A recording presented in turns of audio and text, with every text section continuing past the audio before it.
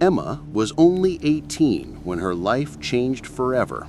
The moment when everything she thought she knew about safety and trust shattered into 1,000 pieces. She lived with her parents and her little sister Chloe in a small, quiet town.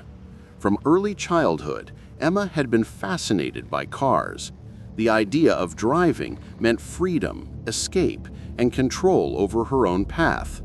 But her parents were protective to the point of smothering. They refused to let her drive alone, fearing the dangers of the road.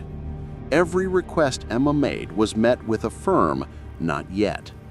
For years, she waited, watching other kids get behind the wheel while she stayed on the sidelines. Finally, on her 19th birthday, they gave her a modest car. It wasn't flashy, but it meant the world to Emma, a symbol of trust, a key to independence. Her first drives were cautious and slow. She stuck close to home, driving only in the daytime on familiar streets. The city felt safe, the roads predictable, but with each trip her confidence grew. Soon she was driving longer distances, exploring the outskirts and small roads she had only seen as a passenger. One morning, after a heated argument with her parents, Emma felt suffocated. Their constant control and their refusal to understand her growing need for freedom pushed her to the edge. So instead of going to college that day, she decided to escape, to break the rules just once. She called her best friend Fifi, who immediately agreed to join her on a secret picnic trip outside the city. The sun was bright and warm as they drove away from the familiar streets, heading toward a peaceful forest area about 40 minutes from town. They stopped at a small supermarket to pick up fruits, candies, and drinks, little comforts for what they hoped would be a carefree day. Emma loved this spot near the forest. It was where she and her family had spent countless afternoons together, surrounded by trees, fresh air, and the sounds of nature. The memories were full of laughter, family picnics, and simple joy. But on this day, the atmosphere was different. Throughout the drive, Fifi's attention was glued to her phone. She was scrolling endlessly, her face tense and distracted. When Emma asked what was wrong, she said she had had a fight with her boyfriend and needed to fix things. Emma noticed the coldness in her friend's voice, but didn't press. At the picnic spot, the girls spread out a blanket and ate. The forest seemed to embrace them with its calm beauty. The sunlight filtering through the leaves made everything look soft and warm. They talked, laughed, and for a moment the world felt safe again. But as the afternoon turned to evening, the sun disappeared quickly behind thick clouds. The forest grew darker and colder. Emma's heart started to race. She had never driven at night, and the thought terrified her. She began packing up her things, urging Fifi to hurry so they could leave before the darkness fully swallowed the sky. Fifi smiled, a smile that didn't reach her eyes. It was faint, mocking, as if she found her fear amusing. As they drove back, thick fog rolled in, swallowing the road ahead. The world outside the car vanished into a ghostly white haze. Emma's hands trembled on the steering wheel. Her breaths were shallow and fast. The car's headlights barely cut through the mist. Every shadow seemed alive, every sound amplified in the eerie silence. Fifi, however, seemed unbothered. She turned the music up louder, blasting through the fog as if daring Emma to lose control. Suddenly, a figure appeared in the middle of the road. A man wearing a mask, standing perfectly still. Emma's heart stopped. She slammed on the brakes just in time. The man held a sign. On it, written clearly, was a single terrifying word: Emma's name. Confusion, panic, and disbelief washed over her. Why was her name on the sign? What did the stranger want from her? Emma's eyes darted to Fifi, desperate for answers. But then she saw it. The cold, steady finger on the trigger of a gun, aimed right at her temple. tears blurred her vision as the full horror sunk in. Her best friend was no longer a friend. She was a threat. Shaking, trembling, Emma obeyed, stepping out of the car. She begged silently in her mind, "Why? What do you want?" There was no response. Together, the man and Fifi dragged Emma into the forest. The trees, once comforting giants, now seemed twisted and menacing. The sounds of night creatures echoed around them, but Emma felt only cold dread. They reached an old wooden cabin, isolated and forgotten. The wood was worn and splintered, the windows dark and lifeless. Inside, Emma was forced down into a basement, cold and damp. Her ankle was chained to the floor. The man removed his mask, revealing a face Emma didn't recognize, yet somehow it felt painfully familiar. Then his voice broke the silence. "Don't you remember me?" "Of course not. You couldn't. Our parents didn't want me in their family." Emma's breath caught. The word "ours" was like a knife twisting in her chest. He explained he was Drake, her brother. Their parents had given him away when he was a baby, unable to care for him financially. Years later, when they were finally able to support another child, they chose to have Emma and abandon Drake completely. Drake's world was one of loneliness and rejection. He found Fifi 6 months ago when she came to work for him and discovered she was Emma's best friend. Fifi supported Drake's pain and anger, and together they planned this cruel reunion. Drake wanted Emma to live his suffering, to understand the deep wound their parents' choices had caused. He declared he would return to live the life he had been denied, while Emma would remain trapped, paying the price for a past she never chose. Emma's mind spun with terror and rage. How could she be punished for the sins of others? How could someone she trusted betray her so completely? But alone in the darkness, chained and cold, Emma faced a terrifying truth. Some horrors don't come from strangers, but from the secrets and betrayals hidden deep within family. Jake had been driving taxis at night for over a decade. At 44 years old, his life was a quiet routine, punctuated only by the endless shuffle of passengers and the soft hum of the engine beneath his fingertips. He didn't have a family, only an elderly grandmother, fragile and fading with each passing day, whom he visited whenever he could. His world was the night, the dim glow of streetlights and the lonely roads weaving through sleepy towns. Over the years, Jake had grown used to strange encounters, passengers who didn't speak, mysterious destinations, and roads that led to places people seemed to avoid by daylight. He had driven through abandoned villages where the houses stood frozen in silence, and once he narrowly escaped a violent encounter with a passenger who disappeared into the shadows before dawn. But Jake was brave, too stubborn to let fear control him. He always told himself that life favored those who met the darkness head-on. One chilly autumn night, the city was already quiet when Jake's phone buzzed with a new request. The pickup was near a bar at the edge of town. The destination, a forest nearby, dotted with a handful of small, isolated houses. Nothing unusual, people lived there despite the isolation. Jake pulled up outside the bar and spotted the man waiting by the door, Vio. He looked ordinary at first glance, but the large black backpack he carried seemed oddly out of place for someone just leaving a bar. Jake watched as Vio climbed into the taxi, greeting him with a nod. The door shut with a soft click, and they merged into the quiet night. For the first 5 minutes, Vio said nothing, his eyes fixed on the passing darkness. The silence stretched uncomfortably until finally Vio spoke, his voice low and cautious. He said he had a gift for Jake. Jake raised an eyebrow, curiosity flickering through his fatigue. A gift? From a stranger? Vio explained that 2 months ago he had opened a small shop selling car accessories, including the latest dash cams.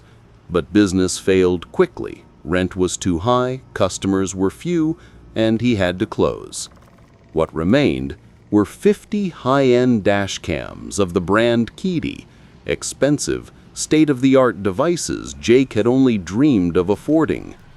Vio wanted to give one to Jake. Jake felt a thrill of excitement. He knew those cameras were top of the line, clear, reliable, and a driver's best friend. But then, Vio's voice took a strange turn. He warned Jake not to remove the camera without cause, and especially not to watch any footage unless absolutely necessary. The words hung in the air like a cold shadow. Jake shivered, though he told himself it was just the night chill. He wasn't one to meddle with his cameras without reason, anyway.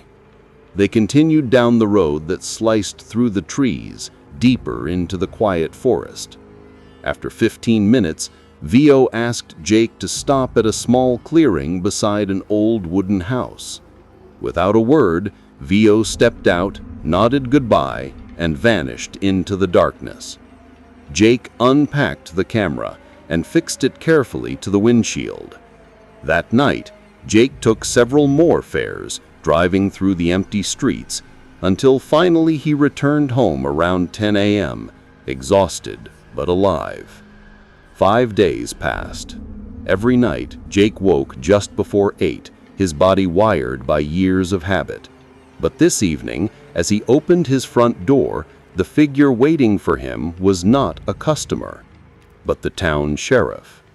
The sheriff explained that earlier that day, a fight had broken out near Jake's parked taxi.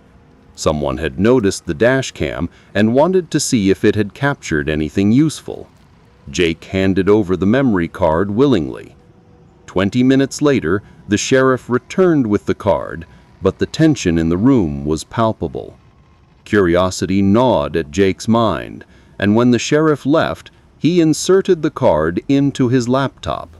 What he saw made his blood run cold. There was no fight. Instead, the video showed Jake himself, driving at night, speeding along the very road to the forest. Then, in a heartbeat, the taxi slammed into a guardrail, crashing violently. The date stamped on the footage wasn't from the past. It was 10 days in the future. Jake's heart pounded in his chest. He rewound and watched again. It was undeniable. The video was a vision of his own imminent death. Panic overwhelmed him. How could this be real? Where had the sheriff even gotten the footage if it hadn't happened yet?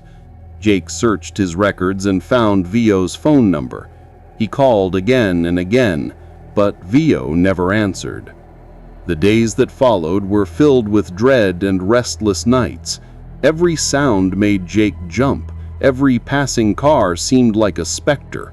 Was he truly doomed? Was this dashcam cursed or prophetic? Finally, when the day of the crash arrived, Jake made a choice. He would not drive. He would face his fate on foot at the crash site itself. At 3 a.m, he stood by the cold metal guardrail, the silence pressing in around him. His breath came in shallow gasps as he stared into the darkness. Minutes dragged on like hours until the clock on his phone struck 3:45. Suddenly, headlights roared down the road. A taxi sped toward the guardrail, crashing with a violent impact. Jake rushed forward and saw Derek, his fellow night driver, slumped behind the wheel. In Derek's car hung a dashcam identical to Jake's own, blinking silently. From the shadows of the forest stepped Vio, slow and deliberate applause echoing in the night. His voice was calm, yet unnervingly powerful. "Well, you changed the script. You didn't listen to me." Derek accepted his fate, believed in the footage, and gave up. That's why he ended up like this. These cameras don't just record, they reveal the disasters looming closest. But you, Jake, you chose to fight. You refused to surrender to what the device showed.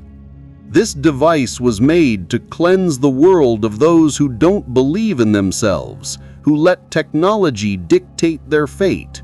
But you, Jake, you chose to take control. Now you can live, knowing your life is truly yours. Jake stood there, heart pounding, the forest whispering around him, as the night stretched on, unforgiving, unpredictable, but somehow now full of possibility. Linda had been driving all day, starting from Los Angeles in the bright afternoon, and now it was well past 2 a.m. The highway between Los Angeles and Phoenix stretched long and empty under the vast starry sky. Fatigue was creeping into her bones, and her eyelids felt heavier with every mile. Her hands gripped the steering wheel tightly, fighting to stay awake as the monotonous hum of the engine and the soft glow of the dashboard lights lulled her toward sleep. She glanced at her GPS one more time. Just 5 minutes ahead, it promised, a motel, a small oasis of rest after a long and tiring journey. Relief flooded her as she turned off the highway onto a gravel road leading to the motel. The night was eerily quiet, and the cold air brushed against her skin as she parked her car among 3 other vehicles, each standing motionless under the dim glow of flickering street lamps. There was something almost too still about the place, but it felt safe enough, a welcome contrast to the endless highway behind her. Inside, she was greeted by an elderly man behind the reception desk. He must have been around 70, with silvery hair neatly combed back and wrinkles that spoke of a long life lived quietly. But his smile was warm, genuine, and something about his calm, steady presence made Linda feel like she had arrived exactly where she was supposed to be. His eyes twinkled kindly as he spoke softly. "Welcome, Linda. I'm glad you made it. But I have to tell you, you might have to stay here a little longer than you planned." Linda's heart sank. Longer? I'm supposed to visit my friend tomorrow morning and head out early. Her voice was tinged with disappointment and worry. The old man nodded gravely. "Yes, I'm afraid so. The main road ahead is closed. There was an earthquake recently, and it's unsafe. You won't be able to pass through." He flicked a switch, turning on the TV behind the desk. The screen showed grainy footage of collapsed roads, crumbled bridges, and news anchors reporting on the earthquake's aftermath. Linda's stomach tightened. There was no way to continue her journey for now. She took the key he handed her and went upstairs to her room, her mind already racing through the consequences. Her plans were thrown into disarray, but the exhaustion was undeniable, and she hoped at least she could get some sleep. The room was modest but clean, with a small bed, a desk, and a window looking out at the dark parking lot. She unpacked a few essentials, took a hot shower to wash away the fatigue, and collapsed onto the bed. But sleep would not come so easily. She turned on the TV again, hoping the background noise might soothe her restless mind. To her growing unease, every channel was showing the exact same broadcast, the same images of the earthquake damage repeated endlessly, looping like a broken record. No matter how many channels she flipped through, the picture never changed.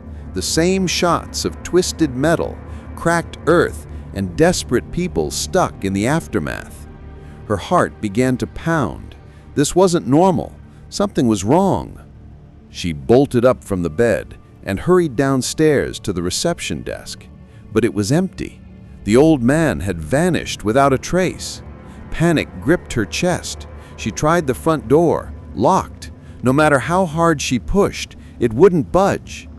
Suddenly, the elderly man appeared behind her, his smile unsettling in the pale light of the lobby. His voice was calm but firm. "You should return to your room, Linda. Don't attract attention. It's for your own good." Fear overwhelmed her. She had no choice but to obey. Back in her room, she stared at the flickering screen, the looped news footage now seeming like a cruel joke. She barely slept, the silence around her growing heavier with every minute. When dawn finally came, Linda was already awake. The sun's first weak rays filtered through the dusty curtains. The motel seemed unchanged, the other cars still parked outside. She gathered her courage, slipped out the door, and got into her car. She drove toward the roadblock she had been warned about. Sure enough, a large sign warned that the road ahead was closed due to earthquake damage. But as she stepped out to examine it, her heart leapt in disbelief. The road was perfect, not a crack, not a single sign of damage or repair crews anywhere.